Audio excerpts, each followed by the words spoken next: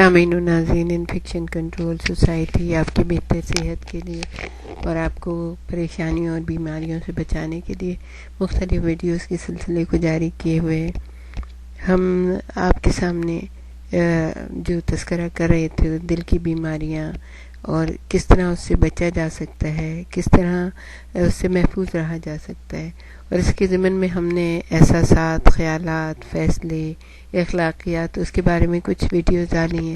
اگر آپ کو فرصت ملے تو ضرور دیکھیے گا اس کو، اور ہو سکتا ہے کہ ہم اپنی بات آپ تک پہنچانے میں کامیاب رہے ہوں۔ تو ہم آپ کو یہ بتانا چاہ رہے تھے کہ اپنے معاملات دماغ سے اور دوسروں کے ساتھ روابط دل سے طے کریں، اس سے بہت بڑا چینج آ جاتا ہے۔ اعلیٰ مغربی جامعات میں یعنی کہ یونیورسٹیز میں خصوصاً اور ہر ملکی معیاری درسگاہوں میں عموماً طلباء کے لیے اعلیٰ کامیابیاں حاصل کرنا اصل مقصود زندگی بن جاتا ہے۔ ہم طلباء کے بارے میں تذکرہ کریں گے کہ وہ کس طرح سے محنت کرتے ہیں اور کیا کیا ان کی توقعات ہوتی ہیں، لیکن کبھی کبھی کیسا ڈپریشن ہوتا ہے ان کو، اور کس حالم میں پہنچ جاتے ہیں۔ ان کو اعلیٰ کارکردگی کا مظاہرہ کرنے کے لیے حد سے زیادہ محنت شاقہ کرنی پڑتی ہے۔ کتابیں کسی وقت بھی ہاتھ سے نہیں چھوٹتی۔ یہی وجہ ہے کہ ان اداروں کے اکثر طلباء نہایت اعلیٰ نمبروں سے کامیاب ہوتے ہیں، بلکہ تمام ملک میں سب سے زیادہ نمبر حاصل کرنے والے یہی ہوتے ہیں۔ مگر انہی طلباء میں کرب کے زیر اثر اقدام خودکشی کی واردات بھی سب سے زیادہ ہوتی ہیں، یعنی کہ اسٹریس کی وجہ سے جو اقدام خودکشی کرتے ہیں۔ یہ کہ آپ کسی توقع کر رہے ہیں، مثلا کوئی طالب علم ہے جو 2 سال تک مسلسل فرسٹ آئے، اب ہر شخص جو ہے اس سے یہی توقع کرتا ہے کہ تیسرے سال بھی یہ فرسٹ آئے گا۔ اس کے استاد، اس کے لیکچرر، اس کے پروفیسر، اس کے کلیگ سب اس سے یہ توقع کر رہے ہوتے ہیں کہ اب اس کو تیسرے سال بھی فرسٹ آنا چاہیے، چاہے اس کی حالت پورے سال کچھ ہی رہی ہو سکتا ہے وہ بیمار رہا ہو سکتا ہے اس کے گھر میں کوئی پریشانی ہو، لیکن ہر شخص یہ کہتا ہوا نظر آئے کہ اچھا بھائی تم تو فرسٹ آ رہے ہو نا۔ اور یہ چیزیں جو ہے نا انسان کو بہت اسٹریس میں ڈال دیتی ہیں، اور بعض دفعہ اس اسٹریس اور کرب کے زیر اثر اقدام خودکشی کی وارداتیں بھی ڈاکٹرز کے پاس پہنچتی ہیں۔ طلباء میں پاگل پن کی حد تک کثرت مطالعہ کا سبب اچھی درسگاہوں میں آئندہ داخلے کا وہ مقابلہ ہے جس میں 1-2 نمبروں کی کمی بیشی سے قسمتوں کا فیصلہ ہو جاتا ہے۔ یہ اسٹوڈنٹ جس قدر زیادہ پریشان ہوتے ہیں اسی قدر کم یاد رکھ سکتے ہیں، پھر مزید پریشانی اور دماغی ہیجان میں مبتلا ہو جاتے ہیں، سکون بخش دوائیں کھاتے ہیں یا منشیات استعمال کرتے ہیں، تمباکو نوشی کرتے ہیں، چائے اور کافی وغیرہ کی بے انتہا عادت پڑ جاتی ہے، شراب پینے کی عادت پڑ جاتی ہے، فکر و پریشانی میں راتیں آنکھوں میں کٹ جاتی ہیں، نہ نیند آتی ہے نہ پڑھا جاتا ہے، قوت عمل ختم اور نا امیدی کے سیاہ بادل چھا جاتے ہیں، مستقبل تاریک نظر آتا ہے، چند منٹ پہلے پڑھی ہوئی چیز بھی یاد نہیں رہتی، اپنی صلاحیت پر اعتماد ختم ہو جاتا ہے، اپنی اصلیت کا پتہ نہیں رہتا، اپنی قدر و منزلت اپنی نگاہوں میں گر جاتی ہے، ماضی کی کامیابیاں بھی موہوم ہو جاتی ہیں۔ یہ خیال ہوتا ہے کہ شروع کی یہ کامیابیاں شاید اس لیے تھیں کہ وہ مدارس، وہ جو اسکول وغیرہ تھے وہ کم تر تھے، غالباً وہاں کے طلباء کمزور تھے، اب چونکہ یہاں کے طلباء ذہین ہیں اس لیے ان کے مقابلے میں میری کوئی حیثیت نہیں۔ حالانکہ یہ طلباء اگر کامیابی اور ناکامی سے لا تعلق اور بے فکر ہو کر محنت کرتے تو کامیابی یقیناً ان کے قدم چومتی۔ بعض اوقات یہاں مقابلہ یادداشت کا بھی ہوتا ہے، جن کی یادداشت فوٹوگرافک ہوتی ہے وہ بغیر زیادہ پڑھے بھی زیادہ نمبر حاصل کر سکتے ہیں۔ اکثر ماں باپ کی یہ خواہش ہوتی ہے کہ بچہ علم کی تمام منازل کامیابی سے طے کرتا چلا جائے۔ بعض اوقات موروثی و خاندانی روایات، رجحان اور رواج بھی اعلیٰ تعلیم کا ہو سکتا ہے۔ اس زمانے میں حصول علم کا مطلب دنیاوی ترقی اور درجات ہے۔ اگر حسب خواہش کامیابی نہ ہو تو آدمی نہ صرف اپنی نظروں میں گر جاتا ہے بلکہ ماں باپ کی نظروں میں بھی حقیر ہو جاتا ہے، اور یہ سوچنے پر مجبور ہو جاتا ہے کہ اسے سچی خوشی اور شادمانی شاید کبھی بھی میسر نہیں آئے گی، اور اب بدقسمتی میرا نوشتہ تقدیر ہے۔ لوگوں کی کہی ہوئی باتیں یاد آتی ہیں کہ اگر تم فلاں یونیورسٹی میں داخل ہو گئے تو زندگی بن جائے گی، دولت قدم چومے گی، خوبصورت خاتون سے شادی ہوگی، علمی ترقی ہوگی، نام پیدا ہوگا، سب سے دیر پا خوشی حاصل ہوگی۔ یہ کامیابی کم یادداشت رکھنے والے طلباء کو حاصل نہیں ہوتی، اور جب یہ تمنا پوری نہیں ہوتی ہے تو دنیا آنکھوں میں اندھیر ہو جاتی ہے۔ ہر ایک سے مشورہ کرتے پھرتے ہیں کہ کیا کریں۔ 19 سال کی عمر تک میں خود کو دھوکہ دے رہا تھا، پڑھنے میں اس قدر تیز فہم نہیں تھا جس قدر خود کو سمجھتا تھا۔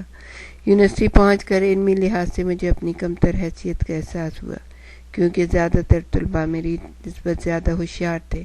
مجھے اس وجہ سے بھی شرم آتی تھی، میں اس زمانے میں ایک روحانی کشمکش میں مبتلا تھا۔ مجھے یہ احساس ستا رہا تھا کہ کوئی چیز مجھے خوشی اور اطمینان نہیں دے سکتی، نہ کامیابیاں، نہ مادی فوائد۔ وہ دنیاوی معلومات سے سکون قلب نہ ہونے کا نقطہ نظر تمام مذاہب میں ہے، مگر اس کچی عمر میں میرا رویہ قبل از وقت تھا۔ میں یہ سمجھنے لگا مجھے کچھ نہیں ملے گا، اگر مل بھی گیا تو مجھے کوئی خوشی حاصل نہیں ہوگی۔ اس وجہ سے میں سخت افسردہ ہو گیا۔ یہ بات بھی میرے لیے نہایت باعث اطمینان ہوتی اگر مجھے یقین ہوتا کہ کوئی چیز مجھے خوش کر دے گی، ہرچند کہ اس کا حصول دشوار ہو۔ مگر میرے دل میں یہ خیالات جاگزیں ہو گیا کہ دستیاب چیزیں یعنی دولت، شہرت، عورت، کامیابی، اقتدار وغیرہ ملنے کے باوجود بھی مجھے لاجواب خوشی حاصل نہیں ہوگی۔ حاصل ہو بھی گئی تو دیر پا نہیں ہوگی۔ چند لمحات کے لیے ان سے تسکین ملتی، مگر یہ سب عارضی ہیں۔ جس طرح اسپرین سے درد سر اور نائٹروگلیسرین سے درد سینہ عارضی طور پر رفع ہو جاتا ہے، مگر یہ اطمینان خاطر دائمی نہیں ہوتا۔ چند منٹ، کچھ دن، کچھ ہفتے، پھر اس کے بعد وہی محرومیاں اور مایوسیاں، پھر یہ دنیا اپنی تمام مصیبتوں اور زحمتوں کے ساتھ عیاں ہو کر محیط نظر آتی ہے، اور یہ یقین ہو جاتا ہے کہ سب کچھ اسی طرح رہے گا۔ تکالیف، امراض، موت، فسادات، جنگ، تشدد، افلاس، دہشت، یہ تصویر تھی جو میرے سامنے تھی۔ یہ ایک تلخ حقیقت تھی جس میں احساس بے چارگی، نا امیدی غالب تھا، جیسا کہ عارضۂ ڈپریشن میں ہوتا ہے۔ مجھے یقین ہو گیا تھا کہ خوشی کا تصور صرف خواب، خیال اور خوشی کی تلاش سادہ لوہی تھی۔ میں اس زندگی کے معنی اور مقصد کی تلاش میں سرگرداں تھا جو مجھ سے گریزاں تھے۔ یہی کسی ایک علیحدہ شخص کا یہ نظریہ تھا تو اس نے صرف 2 نمبروں کی کمی سے، جب اس کی کامیابی بالکل اس کے قریب تھی، 2 نمبروں کی کمی سے اس کے دماغ پہ اتنا اثر ہوا کہ اس کا دماغ جو ہے وہ الٹ گیا، اور ساری زندگی وہ پاگل پن کی کیفیت میں اس نے گزارا۔ لیکن کوئی اور شخص ہے، جیسے کہ میں اپنے کمرے میں، وہ یہ کہتا ہے، میں اپنے کمرے میں اپنی ہمیشہ کی پسندیدہ چیزوں کو دیکھنے لگا۔ اب کوئی شے مجھے سکون نہیں دے رہی تھی۔ تنگ آ کر میں نے VCR کو سیڑھیوں سے لڑکا دیا، بالآخر خودکشی کا ارادہ کر دیا، سوائے اس کے کوئی راستہ نظر نہیں آتا۔ زندگی ختم کرنے کے مختلف طریقے ذہن میں آنے لگے۔ سوچتا تھا خود کو پھندا لگا لوں، یہ خواب آور گولیاں کھا لوں، گاڑی کے آگے جا کر لیٹ جاؤں، اوپر سے گر جاؤں۔ پھر سوچا اپنی گاڑی ٹکرا دوں، لوگ یہی سمجھیں گے مجھے اتنا گاڑی نہیں چلانی آتی، اس لیے حادثہ ہو گیا۔ یہ بدنامی نہیں ہوگی؟ اس سے چپن میں تھا، سخت نزلے اور بخار میں مبتلا ہو گیا، اس قدر کمزور ہو گیا کہ کچھ بھی کرنے کی قوت و ہمت نہیں رہی۔ غالباً اسی وجہ سے میری یہ جان بچ گئی۔ میرے والدین کو میری ذہنی کیفیت کا کچھ اندازہ ہو گیا۔ اس افسردگی کی حالت میں وہ مجھے ہاسپٹل لے گئے۔ اس لیے میں آج بھی ان کا ممنون ہوں، کیونکہ اس وقت مجھے ایسے ڈاکٹر کی اشد ضرورت تھی۔ مگر کیا ہوا، اس زمانے میں میری بہن بھی زندگی کے معنی اور مقصد سمجھنے کی کوشش کر رہی تھی۔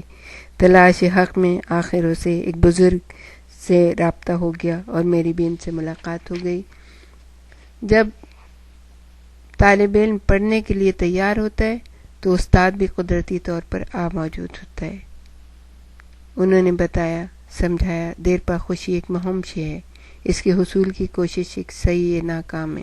خوشی تو ہمارے اندر موجود ہے، صرف اس کا تصور کرنے، ذہن کو پرسکون کرنے کی ضرورت ہے۔ اچھے بندے سکون قلب باہر سے نہیں بلکہ اپنے اندر سے حاصل کرتے ہیں۔ امن چین نہ کسی کے لینے سے حاصل ہوتا ہے، نہ کسی کے کچھ کرنے سے حاصل ہوتا ہے، بلکہ ہونے سے ہوتا ہے۔ یہ اندر سے ظہور ہوتا ہے، یہ اندر کی خوشیاں باہر لاتا ہے۔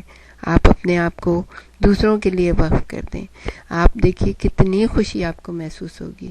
اگر آپ کسی سے اچھے سے بات کریں، اس کے چہرے کے اوپر مسکراہٹ پھیل جائے، آپ کسی بچے سے خوش دلی سے بات کریں، لوگوں کے چھوٹے موٹے کام کر دیا کریں، لوگوں کے درمیان میں رہ کے خوشی تلاش کریں، آپ دیکھیے آپ کو اتنی مسرت ملے گی۔ یہ سارا کرب، یہ سارا اسٹریس، یہ ساری مصیبتیں جو آپ اپنے اوپر لادے پھر رہے ہیں، یہ سب کچھ ختم ہو جائے گا۔ اچھا اخلاق کامیابی کی دلیل ہے۔